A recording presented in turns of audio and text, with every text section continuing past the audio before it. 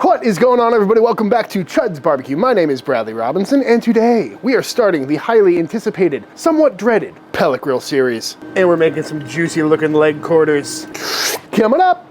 And the reason I say it's anticipated yet dreaded is because pellet grills can be a bit of a divisive topic. You know, on one hand, you got the people saying that it's not real barbecue, often comparing pellet grills to easy bake ovens. Or on the other side, you got the people that love their pellet grill because it's a great way to enter into the barbecue scene. You don't need years of experience with fire management and all that stuff. You can make passable barbecue, and there really is no arguing with how convenient a pellet grill is. But as for me, I kind of fall right in the middle of those two arguments because I've been cooking barbecue both professionally and personally for the last decade, mostly on the offset behind me, which is basically 115 gallon, as well as the Chud box, and of course we can't forget about the charcoal grill. So there's really no need for me to learn how to use a pellet grill because I'm kind of spoiled with all these fun toys around, but I do think pellet grills have their place, and I've had one in my backyard for the last 3-4 years at this point, and I do use it for certain things, and that's where I think pellet grills shine. Whether that's a weeknight meal, some hot and fast chicken, cold smoking sausage is super convenient, that's what I use it a lot for. I cook bacon in it all the time, the same way you would in an oven, bread for that matter, same way. But the one thing I never really throw on my pellet grill is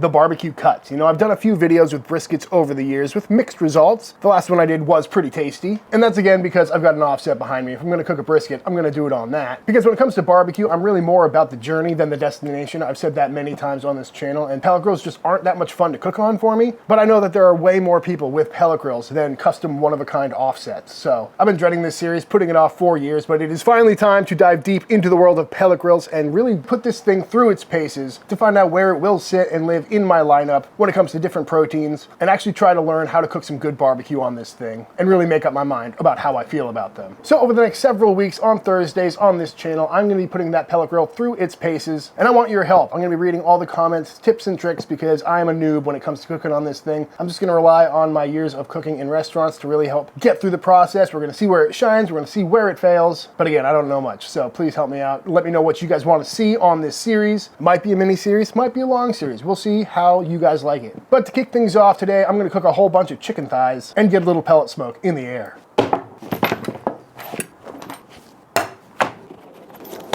This is some chicken.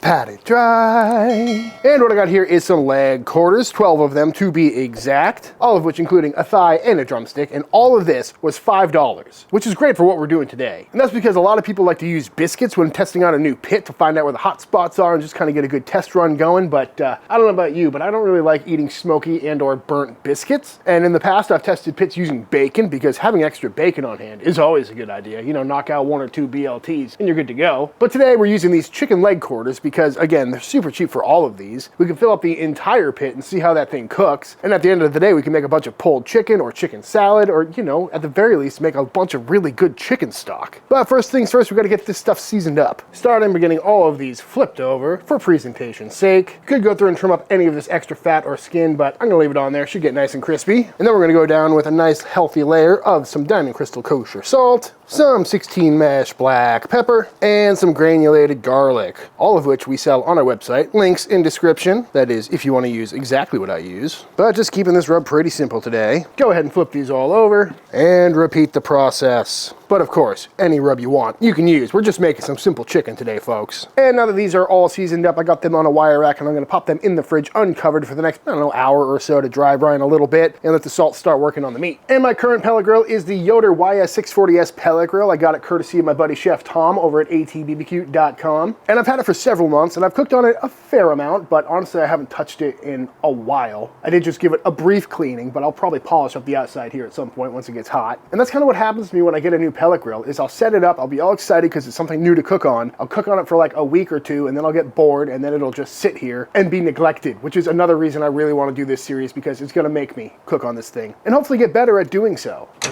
My pellets of choice are the B&B Post Oak, mostly because they're the only ones they sell at H-E-B by my house. But of course, I'm sure you guys are going to let me know what kind of pellets I should be using. But to get things started, I'm just going to kick it on. Definitely going to have to get used to that noise, but we're going to fire this thing up, let it preheat, and I'm going to leave this open because I've seen too many videos of these things filling up with smoke and then exploding. And after about 30 minutes, this thing is up to temp, looking good. Again, rocking 300 degrees in there. And we're just going to fill this thing up with a whole bunch of chicken to kind of gauge where the hot spots are and see where things cook, although these chickens aren't all exactly the same size, so may not be the best test, but we'll find out.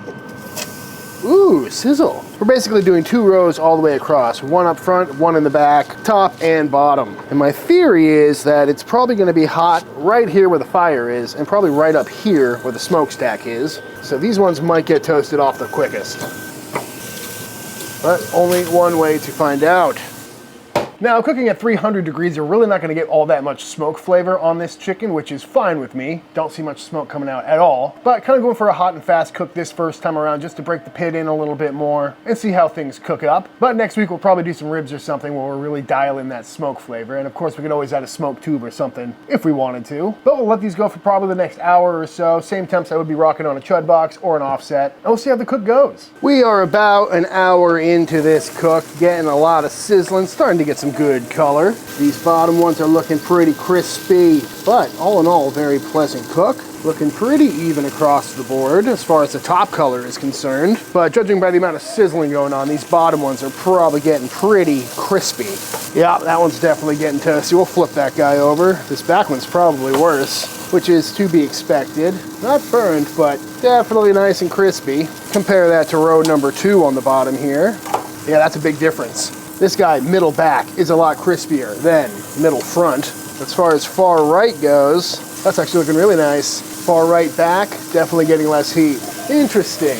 Go ahead and flip all these over on top too. Top row seems to be pretty consistent all the way across the board. Back row looks a little bit darker, but really not much to worry about. So that seems to be the place for putting bigger cuts of barbecue. Where down here, scoot these all forward so you can see them.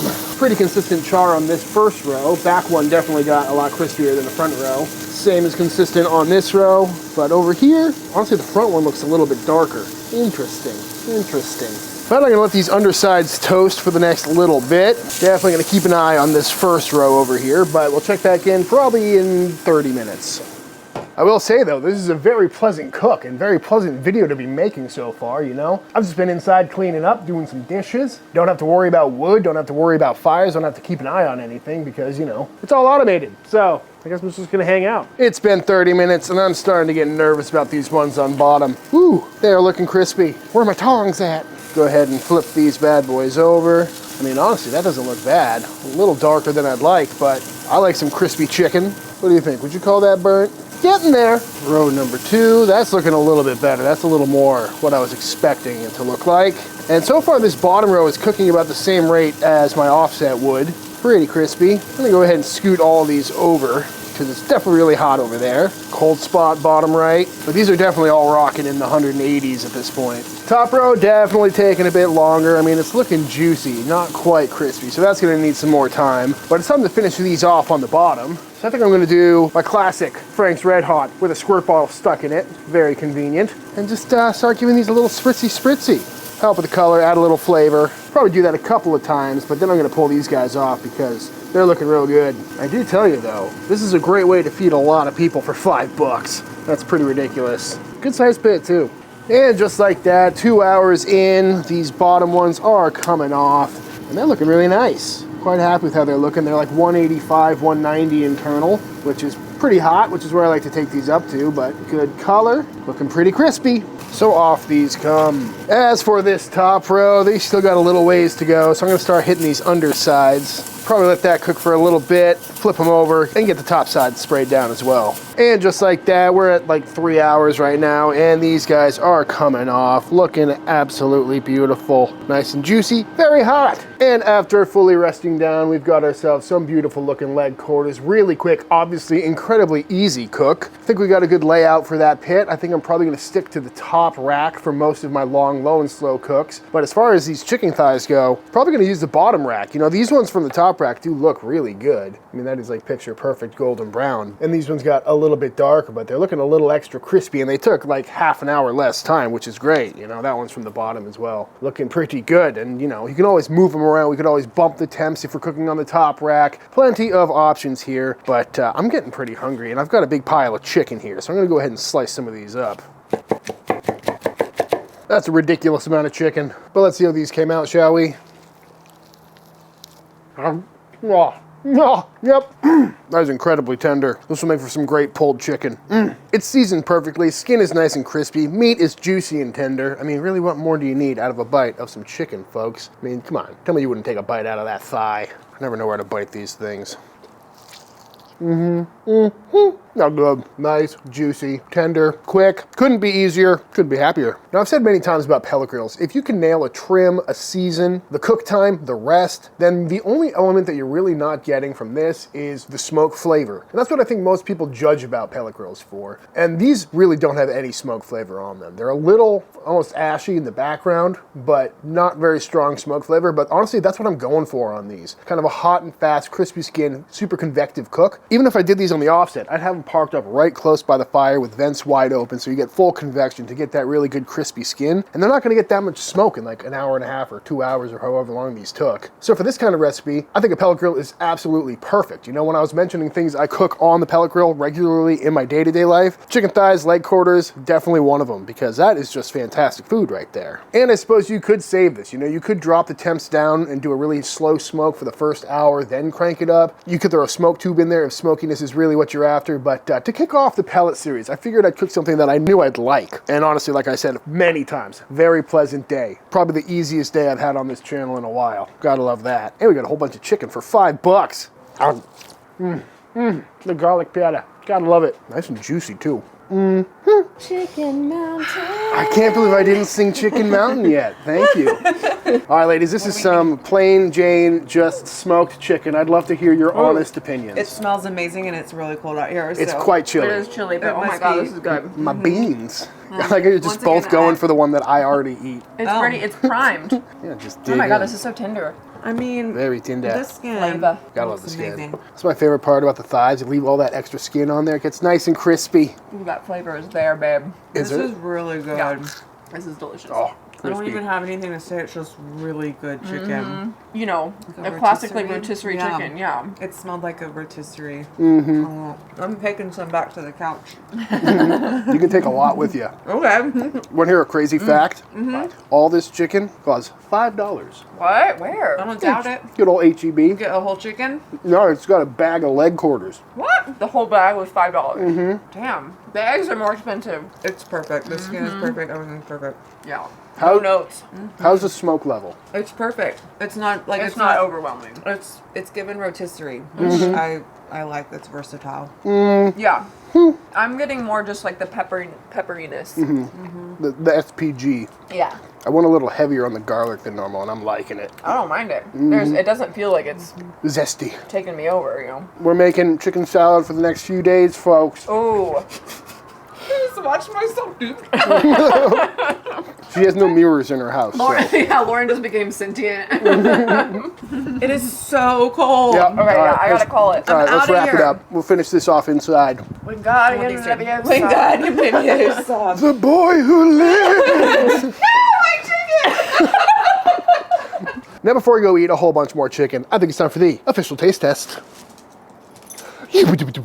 All right, y'all, and that is it. That's how to make some absolutely fantastic chicken leg quarters on the pellet grill and episode 1 of the pellet grill series. And please let me know in the comments below whether you think it's blasphemous that I'm doing a pellet grill series, or if you do love pellet grills, what do you think I'm gonna do wrong? And from any and all of you, I'd love to know what you wanna see me cook on this pellet grill over the next few weeks, because it is kind of exciting to have a new series going and cooking on something that I don't usually cook on. But all that being said, if you enjoyed this video, then remember hitting that subscribe button. Let YouTube know by dropping a like on this video. If you give this recipe a try for yourself, be sure to tag me on Instagram at Chuds BBQ. I love to see what y'all are cooking. Big shout out to all the Patreon members. Thank you for supporting Team Chud and allowing me to keep making all these videos. And until the next time I see you, please go cook something outside. Peace.